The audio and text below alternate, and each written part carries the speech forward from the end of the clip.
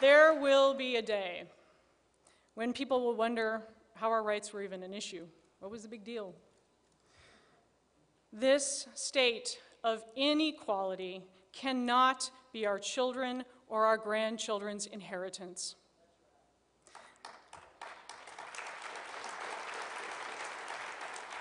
That means stepping up and answering the call at this moment in history.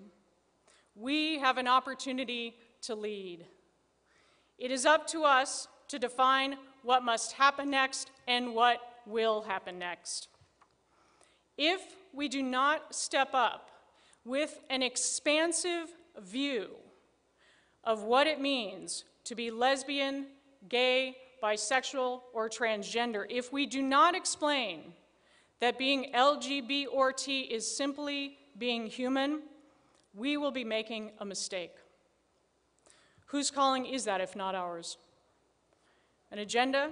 Yeah, I have an agenda. Certainly.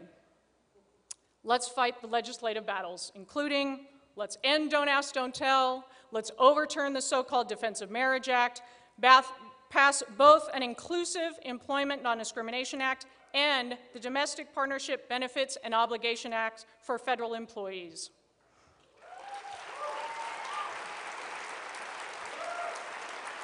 And state by state, let's enact anti-bullying laws to protect LGBT youth.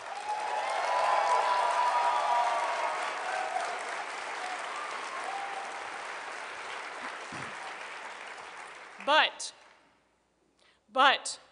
let's not be defined by those battles solely. Let's not be limited to those ways of defining our lives. We can't let others see us as just these issues. That others see our struggle as more, as a movement for justice, equality, and liberation, as a movement for human rights, is critical to our success. And so, as we step into this new year, let's lead. Let's really, really lead. And as of today, fortunately, there are no places, and I do say as of today because tomorrow we'll see, but as of today, there are no places that face an imminent threat of an anti-marriage or anti-LGBT discrimination ballot measure in a city or state this year. However, if they come up, we will be there.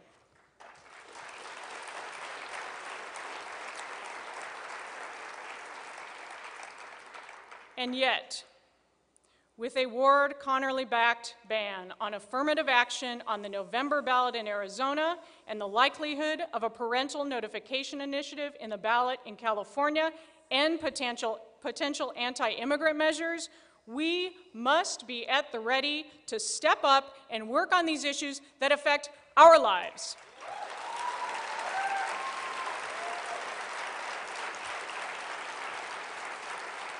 Let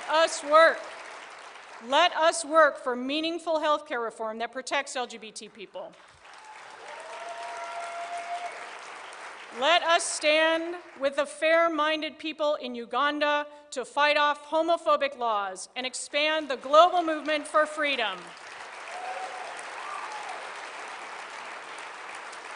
We must help to get co-sponsors for the resolutions on this topic that were introduced in the House and Senate just this week.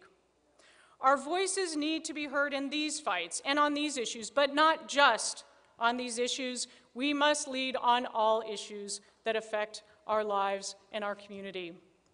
Take immigration.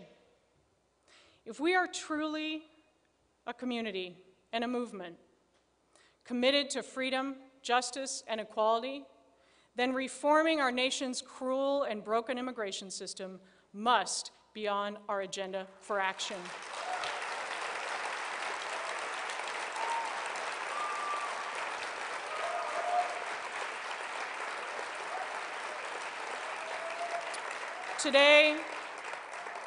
Today, there are at least 12 million immigrants, including at least 500,000 lesbian, gay, bisexual, and transgender people who are forced to live in the shadows of our society. There are people like Harold, an 18-year-old gay man who came to this country from the Philippines with his parents when he was 5 years old. This is really the only country he's ever known.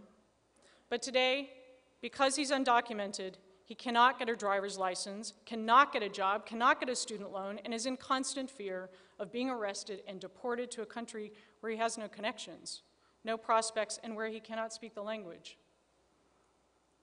There are people like Victoria Arellano, an undocumented transgender woman who was swept up by the immigration system, put into a detention jail where she was denied HIV medications and medical attention even when she was vomiting blood. This cost Victoria her life. She died chained to a hospital bed with 2 immigration guards standing at the door.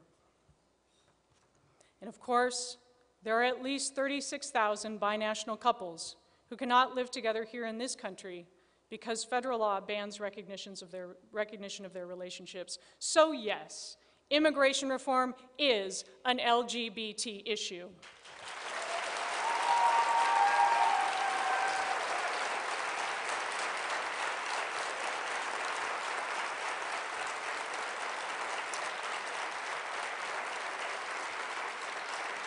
At some point, the President and Congress will take up immigration reform. This fight will make the push for healthcare seem like a walk in the park. It will involve incredibly hard choices. But let's be clear. We will stand by our allies in the immigration movement, in the immigration reform movement, come what may.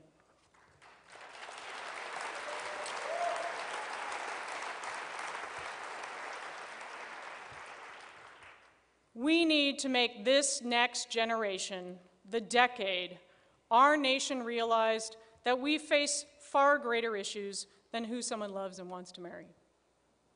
That our strength as a people is weakened and lessened when we fight each other rather than the social, economic, environmental, and global concerns that face us all.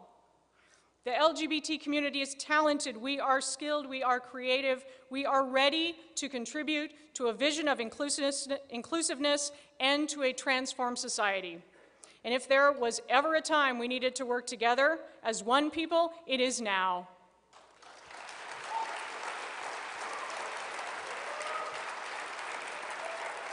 Believe it or not, there are still thousands of people who don't know anything about our lives and to whom we are invisible. So, as we are wont to do, let's start right now and create some change. Please take out a piece of paper or your handheld. I'm serious.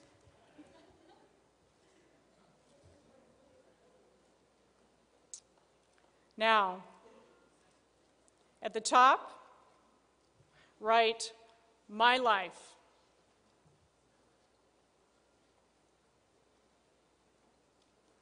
Below that, write "talk," write "meet." Now, as LGBT people and our straight allies, I want us all to commit to taking 3 actions every month for the next year. Each month, talk to a neighbor, a coworker or family member about an issue that affects your life. Each month, write a letter to the editor, write a blog, write on your Facebook page, but write about an issue that affects your life.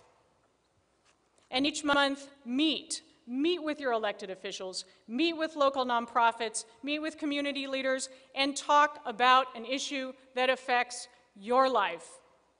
When you get home, tape this up on your mirror fridge with all your other affirmations and reminders, or keep your text in a handy place. If all of us, just at this conference, commit to this, we will have taken over 72,000 actions just in the next year to move forward the visibility of our lives, to engage, and to advocate. 72,000 just at this conference.